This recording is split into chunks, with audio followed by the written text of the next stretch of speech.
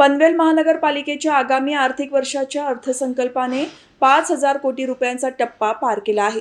महापालिका आयुक्त मंगेश चितळे यांनी 2026-2027 या आर्थिक वर्षासाठी मार्च महिन्यात 4,853 कोटी 90,77,000 रुपयांचे मूळ अंदाजपत्रक स्थायी समितीसमोर सादर केले होते. या अंदाजपत्रकाचा सविस्तर अभ्यास करून स्थायी समिती सदस्यांनी विशेष बैठकीत विविध सुधारणा सुचवल्या.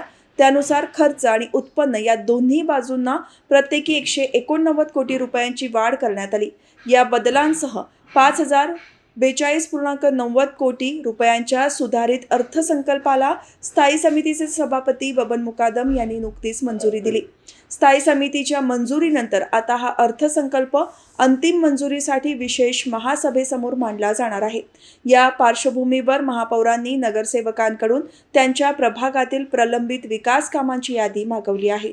आगामी विशेष महासभेत विविध प्रभागांमधील विकास कामांसाठी नगरसेवकांकडून आणखी निधीची मागणी होण्याची शक्यता आहे. नगरसेवकांच्या सूचनांनुसार आणखी 300 ते 400 कोटी रुपयांच्या अतिरिक्त विकास कामांचा यामध्ये समावेश होऊ शकतो. त्यामुळे विशेष महासभेतील चर्चेअंती महापालिकेचा अंतिम अर्थसंकल्प 5,500 कोटी रुपयांपर्यंत पोहोचण्याची चिन्हे असून त्यामुळे शहरातील विकास कामांना मोठा वेग मिळण्याची अपेक्षा व्यक्त होत आहे.